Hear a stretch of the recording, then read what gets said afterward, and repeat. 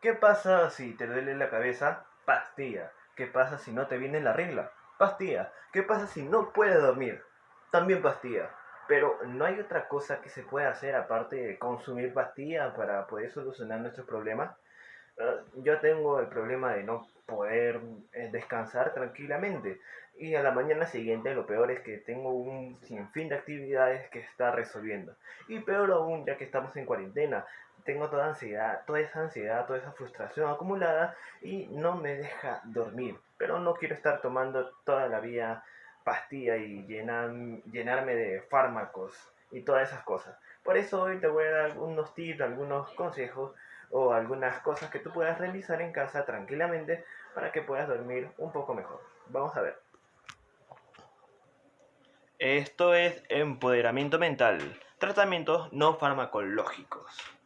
Es imposible o es un poco fastidioso que hay personas, bueno, en este caso son animales, hay personas que puedan dormir tranquilamente y se quedan incluso privados en cualquier lugar y de cualquier forma. Ay, ¿qué es eso? Bueno, es porque depende de muchas cosas, ¿sí? Que es lo que vamos a ver a continuación. Para empezar, ya estoy diciendo desde un principio que no, la situación farmacológica no es la única respuesta o la única salida a situaciones de privación de sueño. Por ejemplo, tenemos clases de salud que se pueden dar a contraparte de los fármacos. O también tenemos la higiene de sueños, la higiene de cuidado del sueño. O también tenemos los métodos conductistas, las terapias conductistas o las meditaciones. Todo esto lo voy a ir hablando en el proceso del video, como también decir que según las edades, según el sexo, según las energías que va a requerir la persona, es la que también va a repercutir a la hora de tener un adecuado sueño, un adecuado descanso. Ya en el caso de trastornos o en el caso de ansiedad extrema en donde la persona no pueda dormir, se va a requerir recién ahí de usar los fármacos. Así que vamos viendo. Entonces empiezo diciendo que ese caso de insomnio en las personas es lo más frecuente, así que no te tienes que preocupar de nada. Esto es lo más frecuente en la atención primaria que reciben los hospitales, los centros médicos. Y la benzodiazepina es la más consumida en las personas y es a la vez bueno y a la vez malo porque no es adecuado el automedicarse. El sueño, tengo que escribir un poco qué es esto, porque sino para tener un poco el concepto, ¿no? Un poco la teoría. Entonces, empiezo diciendo que el sueño es una actividad compleja, se puede decir, del sistema nervioso, que va a variar, depende a la edad, al sexo otra vez, depende por ejemplo, los niños pequeños, como están viendo en la imagen, duermen de 14 a 17 horas. Los adolescentes van a dormir un promedio de 8 a 10 horas y ya las personas mayores como mi abuela que practica gimnasia rítmica va a dormir entre 7 a 8 horas. Y va a variar así. En sí las personas pueden dormir entre 4 a 7 horas incluso, pero va a variar el tiempo de sueño, el tiempo de descanso, de acuerdo a las personas que lo requieran. Y también de acuerdo, no solamente a la edad, sino también al estado de salud que tenga en ese momento o al estado emocional que presenten. Pero dejándonos de muchas cosas, al fin y al cabo, el adecuado sueño, el adecuado descanso de cada persona es, eh, es el que nos va a dar las energías suficientes para poder hacer las actividades del día a día. No importa si duermes 5 6 7 8 o 15 horas.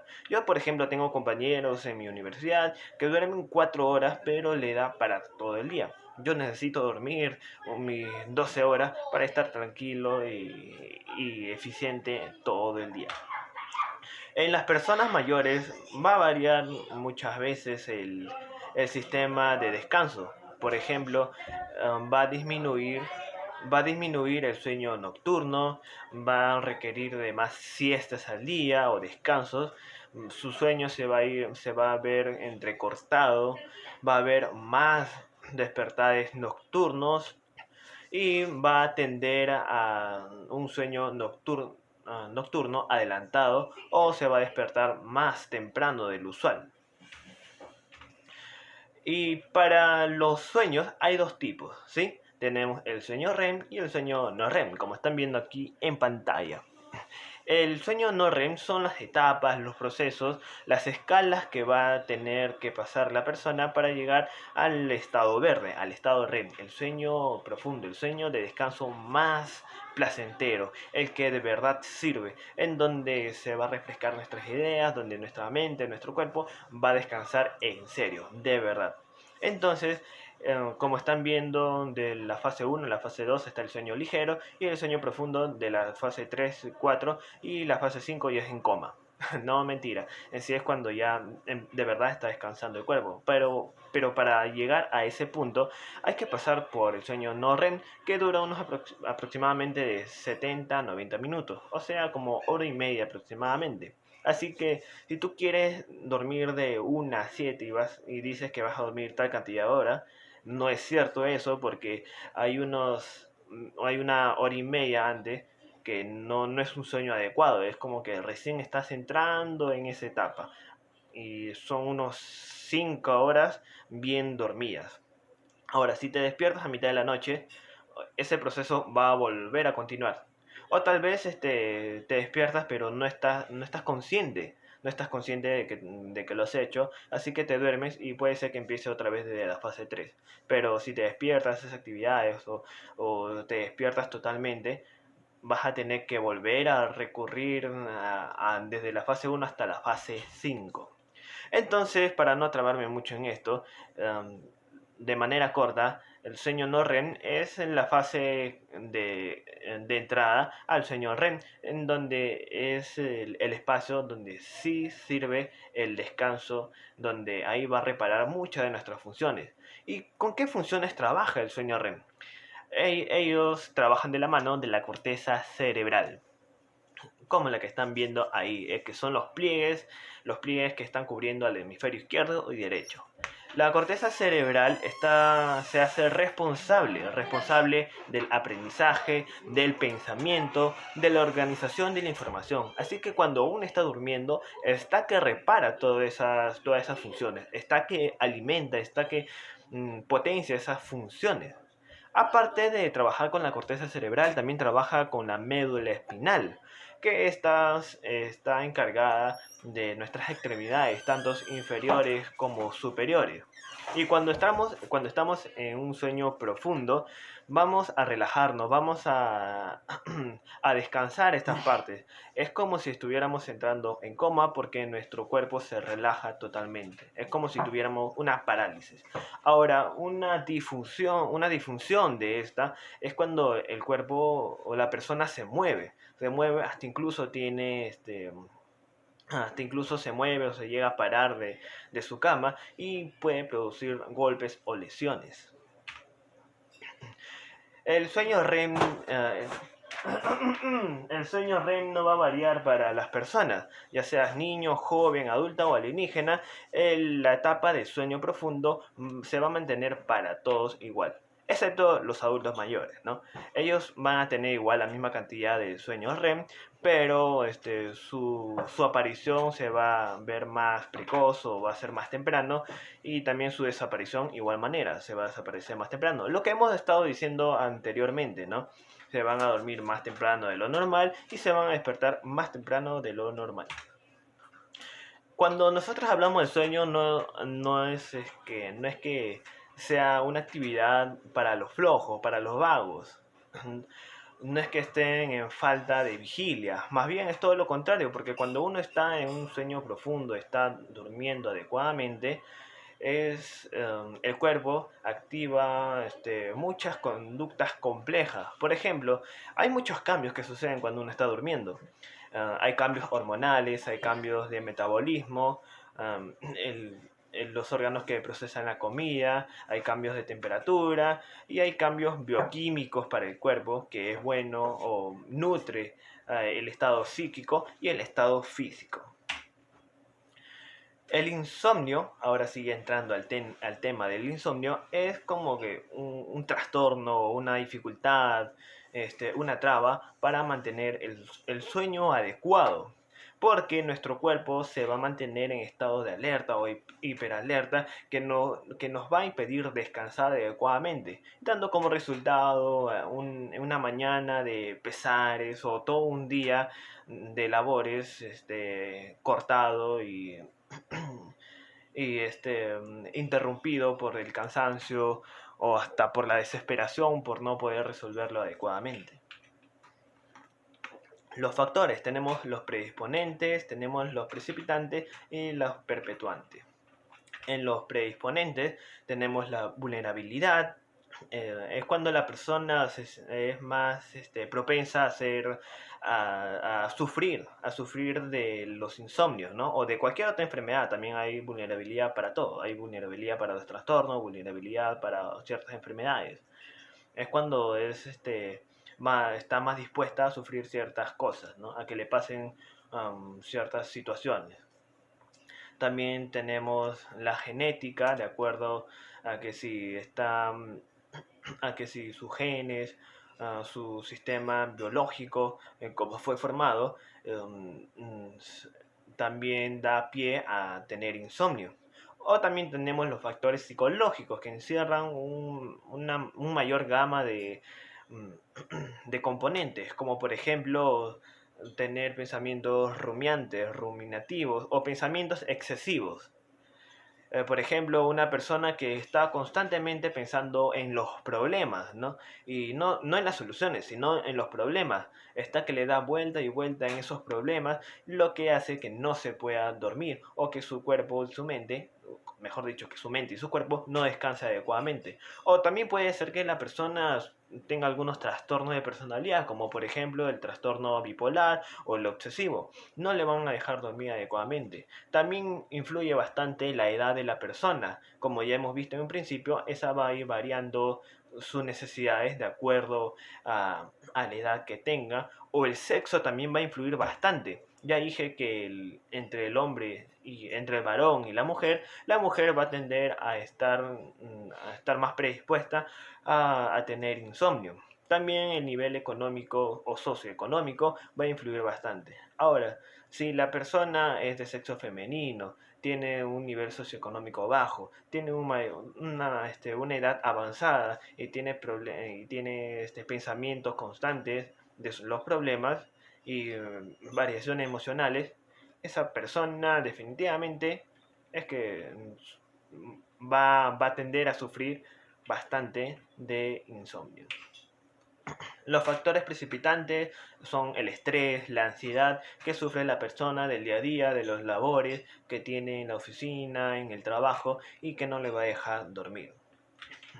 Los factores perpetuantes son las creencias, las ideas erróneas que tenga respecto al dormir, ¿no? Al dormir adecuadamente. O hasta, por ejemplo, el hecho o el miedo de no poder dormir en la noche te va a impedir que duermas bien. Para hacer un diagnóstico hay que tener en cuenta las siguientes características. Por ejemplo, hay que tener un espacio físico adecuado, con ventilación, temperatura adecuada, ¿no? Que sea al gusto de la persona y que no haya ruidos que te puedan incomodar. Tú no vas a poder estar durmiendo adecuadamente cuando al costado de tu vecino están haciendo un tono a lo tipo Proyecto X. O cuando también tienes que tener en cuenta el tiempo de sueño, cuándo estás durmiendo, de qué hora a qué hora estás durmiendo y cuál es tu mejor horario para poder irte a la cama. Los problemas, los problemas de salud físicos también van a tener mucha importancia en este aspecto. Me acuerdo cuando yo estaba enfermo de la tos y tosía como una alarma sin parar y eso no me permitía dormir, ni siquiera me permitía pegar los ojos, pero no podía descansar, no estaba, no estaba, no estaba tranquilo, no descansaba adecuadamente porque estaba tosiendo y tosiendo. Por ejemplo, hay personas que le duelen el pie, el dedo, el ojo y no les va a permitir dormir adecuadamente por los problemas que tienen, ¿no? Por los problemas que presentan, físico o mental. Los recursos que favorezcan el descanso, por ejemplo, como vemos en la imagen, los niños suelen cogerse sus peluches para que puedan dormir tranquilos o suelen pedir que le lean cuentos para que recién duerman tranquilos o que duerman con la luz prendida. Um, También hay que ver si reciben tratamiento farmacológico las personas que sufren de estos insomnios. Como también hay que tener en cuenta las condiciones laborales, por ejemplo, los turnos, los viajes, las tareas que necesita atender. Por ejemplo, si su trabajo de una persona es en la mañana, es probable que le dé sueño porque se está levantando muy temprano, tiene que madrugar y a mitad de trabajo esté un poco somnoliento, ¿no? Cuando está trabajando en la tarde, ya después de haber comido, es probable que también le dé un poco de pesadez, poco de sueño por la luz, por el calor que está habituado en el trabajo. O si está trabajando en la noche, muy probable que le dé sueño porque está ya en hora nocturna y cuando el cuerpo se empieza a relajar un poco. En conclusión, toda la vida vamos a tener sueño. Hay otros, los problemas psicológicos también van a afectar el estado de sueño, ¿no? Por ejemplo, ya hemos dicho, ¿no? Si tiene ansiedad, tiene depresión, va a influir bastante a la hora de poder dormir adecuadamente. Las situaciones estresantes, como por ejemplo pérdidas de seres queridos, o cuando le tienen que hacer una operación, ¿no? Una cirugía, o cuando tiene que entregar una tarea de acá a una semana, un mes, un año, la cabeza le da vuelta con esa tarea, con esa responsabilidad que tiene que cumplir. Los hábitos son muy importantes. Sí, estaba acostumbrado a dormir a las 8 de la noche como buena persona, pero se mete a un centro de estudios, a un centro de trabajo, donde le hacen dormirse a las 11 o 12 o 1 de la mañana, va a sufrir cambios, obviamente, y va a alterar su, su producción de sueño. Ahora, consumir sustancias estimulantes como la cafeína o el alcohol también te va a afectar y eso ya no es nuevo.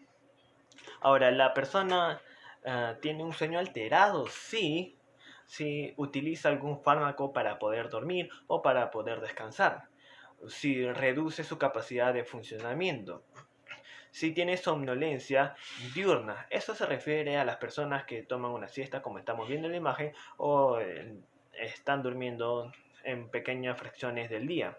O si, por ejemplo, tiene síntomas relacionados con la falta de cansancio. Por ejemplo, se puede confundir a cada rato en sus labores o no presta atención adecuadamente. De acá proviene, por ejemplo, en los niños la falta de atención en las clases. O, por ejemplo, si adquiere una conducta irritable, pesada, que cae, que es detestable para los demás.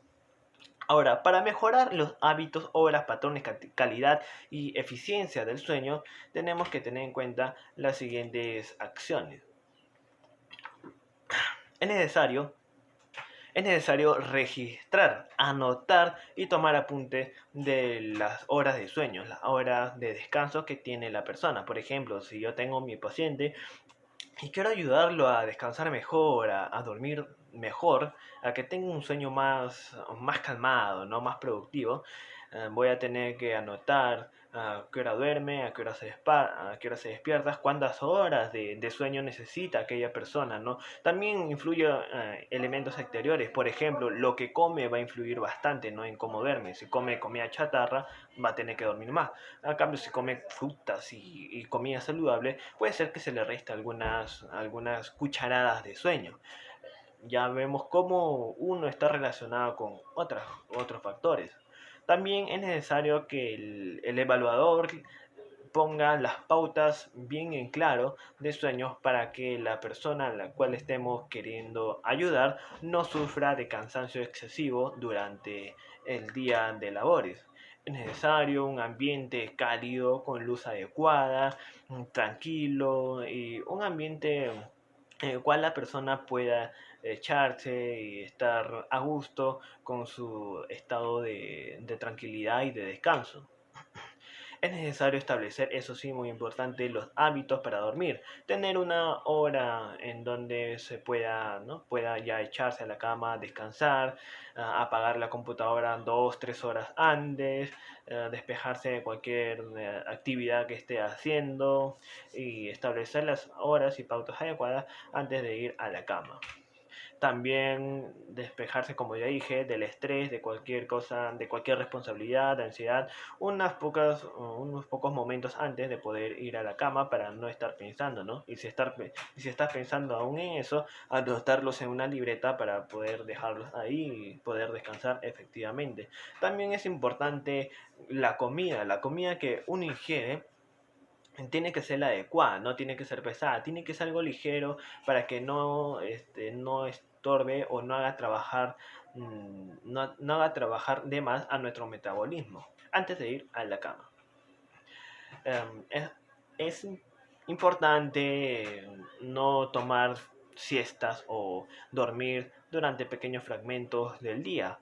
En vez de eso, sería bueno dirigir nuestras energías a actividades recreativas, actividades hasta incluso donde te puedan cansar, como los deportes, para que puedas dormir plácidamente en la noche, ¿no?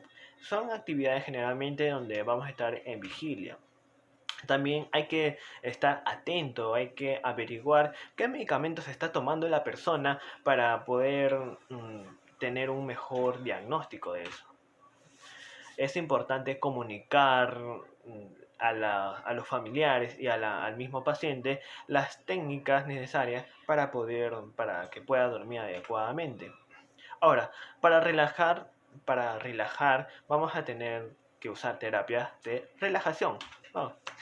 Entonces, acá vamos a comunicar los beneficios, los límites y los tipos de terapias que hay. Por ejemplo, tenemos la musicoterapia, tenemos los ejercicios de relajamiento, como por ejemplo respirar profundamente, tenemos las meditaciones o mindfulness, creo que se llama en inglés, y las terapias de relajamiento muscular. Ya lo vamos repitiendo varias veces, el contar con una habitación adecuada, con luz adecuada, con el menor ruido posible para que la persona pueda dormir tranquilamente. Es importante. Ahora también es vital, es primario hablar sobre cosas importantes como por ejemplo las posiciones más adecuadas que la persona va a necesitar para poder dormir relajada y cómodamente, ¿no? Y que no sufra, como vemos en la imagen, lesiones o que se levante adolorido a la mañana siguiente. Es importante establecer conductas de relajamiento, por ejemplo, respirar profundamente, bostezar, respirar con el diafragma, hasta incluso, ¿por qué no mostrar o que vea imágenes de paz antes de poder irse a la cama? La forma de hablarle también va a influir bastante. Tiene que ser una comunicación, un diálogo suave, lento y de manera rítmica. Al final de todo es importante evaluar todas las actividades que hemos hecho para ver si funciona o no y tener un registro de ello para ver todo, para ver lo productivo que han sido nuestros ejercicios y nuestra implementación de actividades que hemos tenido. Ahora, ¿cuáles son los tratamientos para el insomnio? Hay que tener en cuenta que primero para hacer un tratamiento hay que solucionar el problema base del insomnio. Por ejemplo, tal vez la persona que tiene insomnio tiene preocupaciones por su trabajo, preocupaciones por su estudio o tiene alguna otra cosa, algunos otros elementos que estén influyendo directamente con el problema de no poder dormir. Es importante ver eso. Ahora, si eso incluso no funciona, si ese buscador de problemas no funciona, ya ahí es donde vamos a ir directo a los síntomas de las personas. Ahora, para eso hay dos formas de hacerlo. Podemos resolver ese problema con fármacos o sin ellos. Hasta incluso hay ahí donde unen las dos cosas, con fármacos y sin fármacos. Vamos a ver uno de los dos. Tenemos el tratamiento con fármacos o el farmacológico. Esto es importante tener una mínima dosis de ella. Siempre siempre automedicarse de manera pequeña para no sufrir tanto los efectos secundarios, con cierto tiempo, el adecuado, y esa es un promedio de entre 3 a 8 semanas, porque si no sufren daño o puede ser que la persona tenga abusos en su consumo. Pero ante todo eso es importante que el médico dé su punto de vista y siempre hacerle caso. Ahora, las pastillas más consumidas son las benzodiazepinas y los fármacos Z, que son, por ejemplo, los Zolpidem, los Zopicloma y el Esposicloma. Es, Esopiclona, perdón. Ahora, para estados más graves, para estados más potentes, para estados más críticos, por ejemplo, están la depresión, está el trastorno bipolar, ya que son anomalías de las personas, ya se usan recién medicamentos que van a atacar directamente, ¿no? Antidepresivos, por ejemplo, que tienen mayor poder sedativo, que atacan directamente a ese problema o a ese trastorno que tiene la persona. Pero siempre es bueno hacer un equilibrio, ¿no? Un balance entre ambas cosas. Ver lo positivo y lo negativo que sale de la situación de consumir los fármacos. Por ejemplo, algunas cosas negativas de los hipnosedantes son que hay presencia de trastornos cognitivos, como por ejemplo la pérdida de memoria y la falta de atención. Como también hay fracturas porque el hecho de estar tipo zombie, ¿no? El hecho de estar sedado, no, la persona no se va a dar cuenta de cómo camina, cómo pisa y se puede caer, se puede golpear, romper la cabeza o caer del edificio, yo qué sé. Por ejemplo, también pueden desarrollar dependencia ante esos fármacos o pueden, peor aún creo, desarrollar tolerancia, haciendo que consuma o busque un medicamento aún mucho más fuerte, ¿no? De lo que ya están consumiendo actualmente. Ahora, ¿qué vamos a ver en los tratamientos no farmacológicos? Veamos. Tenemos la educación para la salud. Lo que habíamos dicho en un principio, ¿no? Dar información a las personas o a tu paciente, ¿no? A tu paciente sobre todo lo relacionado al sueño, lo relacionado al insomnio también. Pero es importante no solamente brindar información, sino también buscar la información que tiene el paciente. Por ejemplo, qué conceptos tiene él, cómo describiría él el insomnio, o qué materiales tiene él para trabajar, o incluso qué ideas erróneas tiene el paciente para poder brindarles las ideas más adecuadas, ¿no? Seguimos. Ahora también tenemos el higiene del sueño. Estas son las conductas habituales que va a tener el paciente, ¿no? Son las acciones diarias que tiene y que va a influir directamente en el proceso del sueño. Como por ejemplo, irse a la cama solo cuando la persona tenga sueño. Eso es primordial, ¿no? Porque de nada va a servir que nos vayamos a la cama cuando no queramos dormir, cuando estemos viendo tele, cuando estemos chateando en el celular y ya no relacionamos a la cama con descansar, sino vamos a relacionar la cama con ocio, con tiempo de jugar y así nuestro cuerpo va a ir sufriendo también.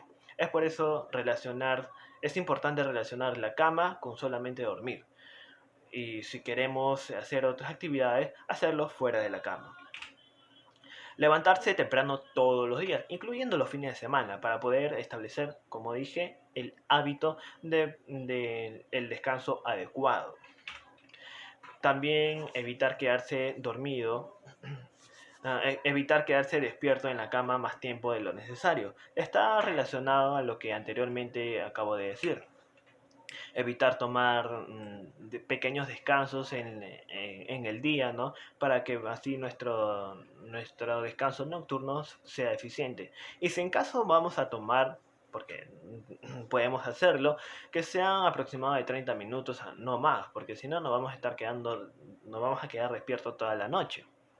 También reducir o evitar el consumo de bebidas que puedan prender nuestro sistema nervioso y ponernos como locos y así nos dificulte el descanso nocturno.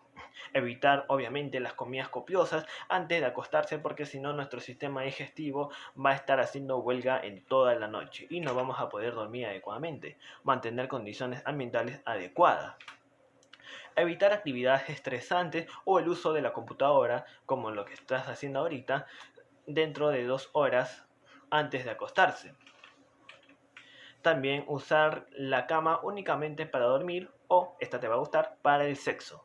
Como dije en un principio, tenemos que relacionar la cama donde dormimos exclusivamente para dormir o para tener relaciones sexuales, pero no para otras cosas, porque nuestro cerebro va a ir enlazando o uniendo conceptos y es muy importante entender esto. Realizar ejercicios para poder hacer un desgaste positivo a nuestro cuerpo y para que estemos cansados, ¿no? A la hora de llegar a la cama y dormir como un bebé. Pero eso sí, siempre teniendo en cuenta 3 horas antes de poder dormir. Porque si no, nuestro cuerpo va a seguir trabajando y tenemos que tener, y ya sabemos que el descanso no solamente es físico, sino también mental. Ahora, practicar ejercicios de relajación también es importante. La respiración profunda y la meditación va a ayudar a un descanso adecuado. Tomar baños que le gusten a las personas, ¿no? Hay personas que le gustan las duchas frías o los baños calientes. Levantarse de la cama cuando ya no se pueda dormir, hacer algo tranquilo, algo relajante, algo que le guste a la persona y cuando ya le entre el sueño, volverse a echar en la cama y así cumplimos con nuestro primer principio que es relacionar la cama netamente con el descanso y con el sexo.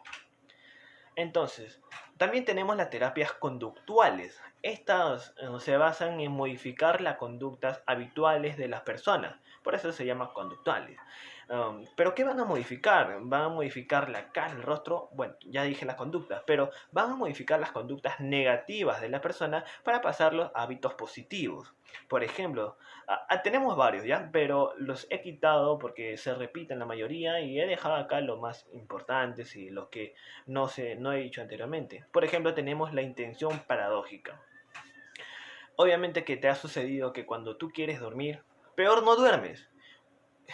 Y cuando no quieres dormir porque estás ocupado o tienes trabajo que entregar mañana temprano, ¿qué pasa? Te quedas dormido. Entonces para eso se inventó la intención paradójica. Posiblemente fue un profesor muy inteligente quien la hizo. Esta consiste en el hecho de hacerte el difícil, el de no dormir. Seguramente tienes que dormir, tienes cosas más importantes para mañana. Pues si te obligas a dormir, no lo va a hacer porque tu mente es así de invertida. Tienes que engañar a tu mente. Así que la intención aquí es no tratar de hacerlo todo lo posible por no dormir para que te dé sueño y tratar de quedarte despierto, pero aún así tu cuerpo te va a ganar. La reestructuración cognitiva es una de mis terapias favoritas. En la imagen van a poder leer de qué se trata y yo lo explico de manera simple, ¿sí? Trata de adquirir o de juntar o de escribir un papelito